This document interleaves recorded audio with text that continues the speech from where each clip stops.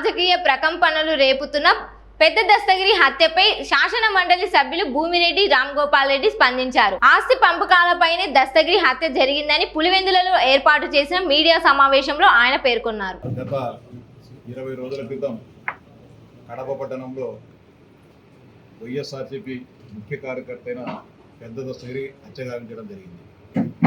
హత్య చేసిన వారు ఆ కేసు తమ మీదకు రాకుండా ఉండాలని రకరకాల కుట్రలు కుతంత్రాలతో ఆ కథను మలుపు తిప్పడం జరిగింది. 2 గ్యాంగుల మధ్య జరిగిన కొట్లాటగా గంజాయి మత్తులో ఈ హత్య జరిగినట్లు దాన్ని క్రియేట్ చేయడం జరిగింది. హత్య జరిగిన తర్వాత ఏ విధంగా హత్య జరిగింది, ఏ కారణాలతో హత్య చేశారని చెప్పి దాన్ని పోలీసులు నిర్ధారణ చేస్తారు. కానీ హత్య కావింపబడింది వైఎస్ఆర్సీపీ కార్యకర్త అయిన పెద్ద దస్తగిరి. హత్య చేయించింది, హత్య వెనుక ఉన్న కుట్రదారులు సూత్రధారులు కడప జిల్లాకు సంబంధించిన వైఎస్ఆర్సీపీ మాజీ ప్రజాప్రతినిధులు.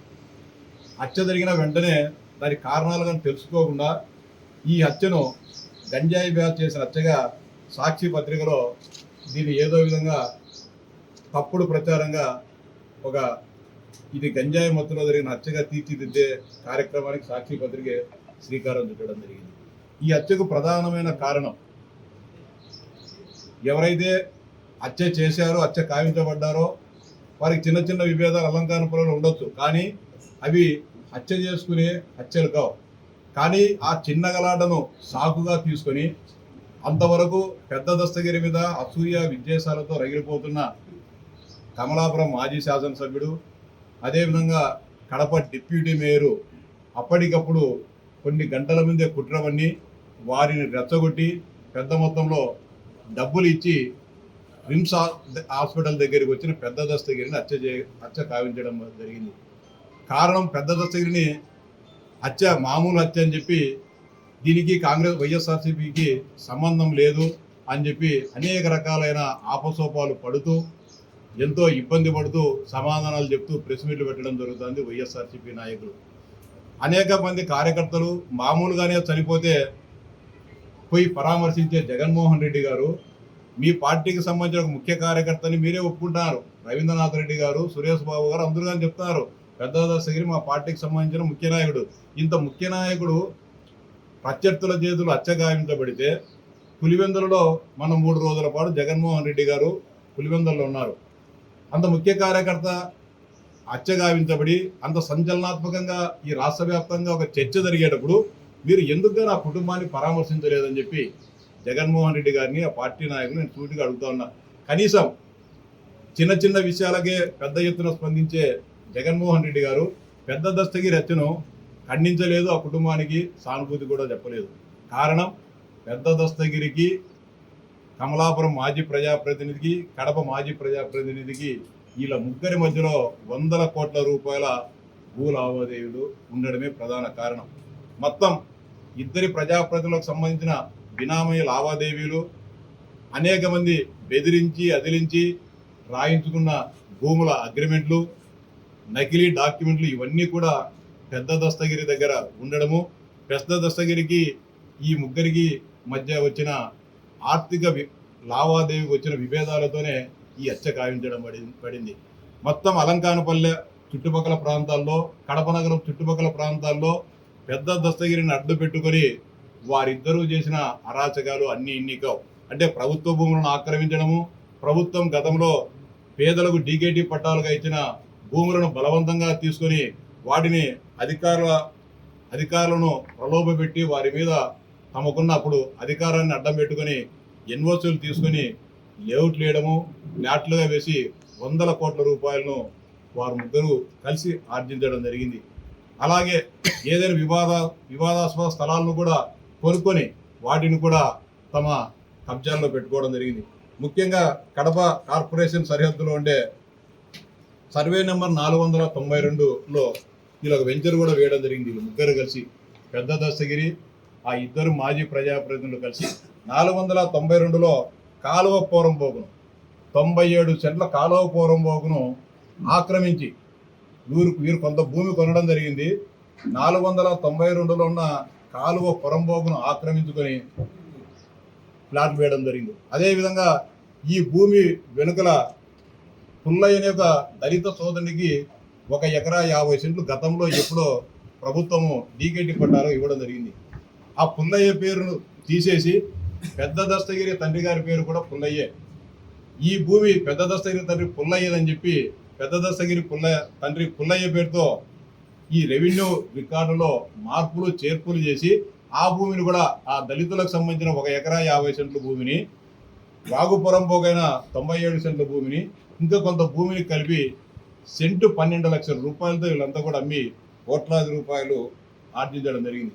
ఈ వచ్చిన డబ్బుతో గిఫ్ట్గా పెద్ద దస్తగిరి కమలాపురం మాజీ శాసనసభ్యుడు రవీంద్రనాథ్ రెడ్డికి ఒక పెద్ద బంగ్లా కూడా కట్టించడం జరిగింది. ఆ భూమిలో ఇంత పెద్ద బంగ్లా ఎవరు చూసినా కూడా ఆ ప్రాంతంలో ఉన్న గూడూరు కానీ అలంకానపల్లి వాళ్ళందరికీ కూడా తెలుసు. ప్రభుత్వ వాగుపోరం బోగును పుల్లయ్యకు సంబంధించిన 1 ఎకరా 50 సెంట్ల డీకేటీ భూమిని ఆక్రమించుకొని సెంటు 12 లక్షల రూపాయలతో అమ్ముకొని ఇంత బంగ్లాలన్నీ కట్టుకోవడం జరిగింది. ఇదే విధంగా తర్వాత పోలీసులు అనేక రకాలైన విచారణ చేపట్టిన తర్వాత ఈ హత్య గంజాయి హత్య కాదు, ఈ హత్యలో మాజీ ప్రజాప్రతినిధుల పాత్ర ఉందని తెలిసిన తర్వాత రకరకాలుగా మాట్లాడడం జరుగుతోంది. పెద్ద దస్తగిరి భార్య వీళ్ళ పేరు చెప్పలేదని మాట్లాడుతున్నారు. పెద్ద దస్తగిరి భార్య కానీ ఆయన కుమారుడు కానీ చెప్పింది ఒకటే, ఈ హత్య ఎవరు చేశారో, ఈ మాజీ ప్రజాపతికి సంబంధం లేదని ఆమె చెప్పడంలే. ఈ హత్య ఎవరు చేశారో, ఈ హత్య వెనుక ఎవరు కారణభూతులో నిజాలు నిగ్గు తేల్చాలని చెప్పి స్పష్టంగా చెప్పడం జరుగుతోంది. ప్రభుత్వం కూడా దీనిపైన సీరియస్గానే చర్యలు తీసుకుంటుంది.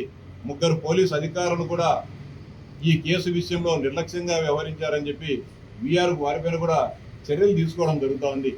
ఇంత జరుగుతూ ఉంటే ఏ ఒక్కరు కూడా ఆ కుటుంబాన్ని పరామర్శించిన పాపన వలె. మళ్ళీ ఎంత దారుణం అంటే వీళ్ళే చంపుతారు, మళ్ళీ వీళ్ళే పోయి పరామర్శించడం జరుగుతుంది. అంటే ఈ రాష్ట్రంలో గత అనేక సంవత్సరాలుగా వైఎస్ఆర్సీపీ నాయకులు జరిగిన హత్యలుగా వాళ్ళు చేసిన చూస్తే వీళ్ళే చంపుతారు. ఇప్పుడు ఎవరైతే ముద్దాయిగా అనుమానిత వ్యక్తిగా ఉన్నాడు నిత్యానంద రెడ్డివి మళ్ళీ పెద్ద దస్తగిరిని పరామర్శిస్తాడు. మా పార్టీకి సంబంధించిన ముఖ్య అనుచరుడని చెప్తున్న రవీంద్రనాథ్ రెడ్డి గారు కనీసం ఇంత ముఖ్య కార్యకర్త వైఎస్ఆర్సీపీ కార్యకర్త చనిపోతే కడప పట్టణానికి రవీంద్రనాథ్ రెడ్డి ఇంటికి పెద్ద దస్తగిరి ఇంటికి కూదవేడు దూరంలోనే ఉంటుంది 2 ఇళ్ళు. కనీసం పరామర్శించడం కానీ పోలే. మీ కార్యకర్త అనేటప్పుడు పరామర్శించే బాధ్యత ఒక రాజకీయ పార్టీ నాయకునిగా బాధ్యత లేదా అని అడుగుతాను నేను. ఈ విధమైన పరంపర అంటే ఏ హత్య చేసినా కూడా అదేవిధంగా అనంతబాబు శాసనమండలి సభ్యుడు అనంతబాబు తన డ్రైవర్ సుబ్రహ్మణ్యాన్ని కొట్టి చంపి జగన్మోహన్ రెడ్డి గారు ముఖ్యమంత్రిగా ఉన్నప్పుడే కార్లు వేసుకుని డోర్ డెలివరీ చేసిన సందర్భాలు మనం చూసాం. అలాగే అనేక సంఘటనలు వివేకానంద రెడ్డి హత్యకు సంబంధించిన హత్య అప్పటి నుంచి ఇప్పటి వరకు జరుగుతున్న అన్ని పరంపరలను పరిశీలిస్తే వైఎస్ఆర్సీపీ నాయకులు ఎన్ని కుట్రలు ఎంత దుర్మార్గాలకు పాల్పడతారో కూడా మనకు స్పష్టంగా అర్థమవుతోంది.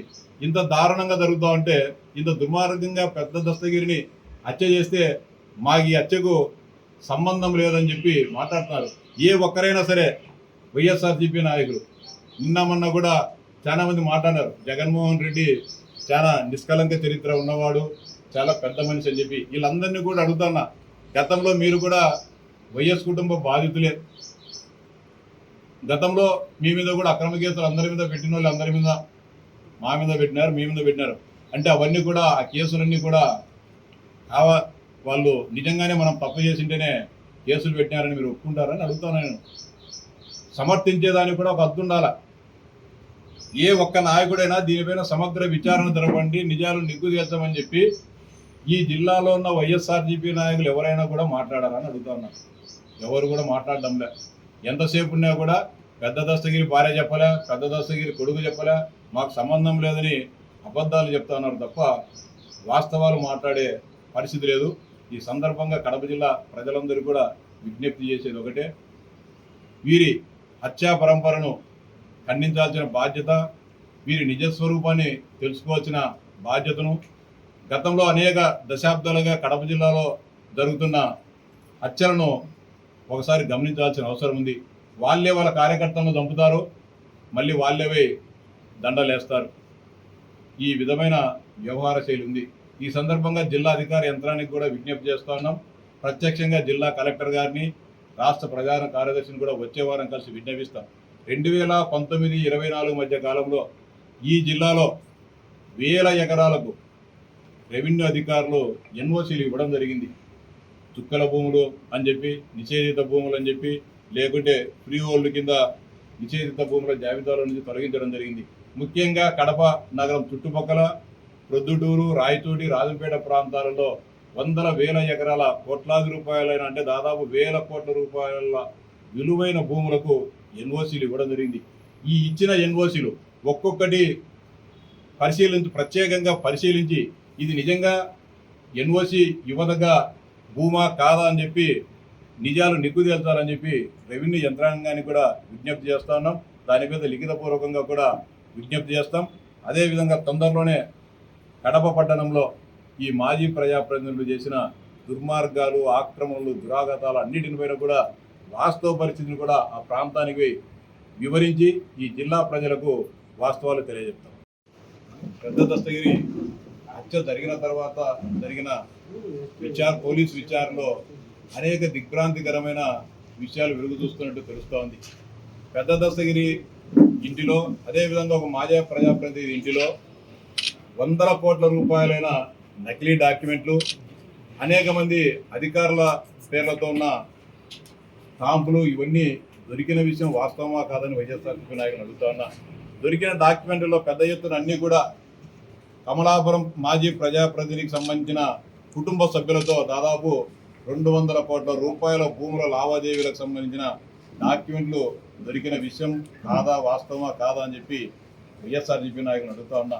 నిజాలన్నిటి కూడా త్వరలోనే ప్రపంచానికి తెలుస్తాయి. ఆ రోజైనా సరే జరిగిన వాస్తవాన్ని అంగీకరించాలని చెప్పి, ఈ హత్యకు మాకు సంబంధం ఉందని చెప్పి వైఎస్ఆర్సీపీ నాయకులు ఒప్పుకోవాలని చెప్పి డిమాండ్ చేస్తాను.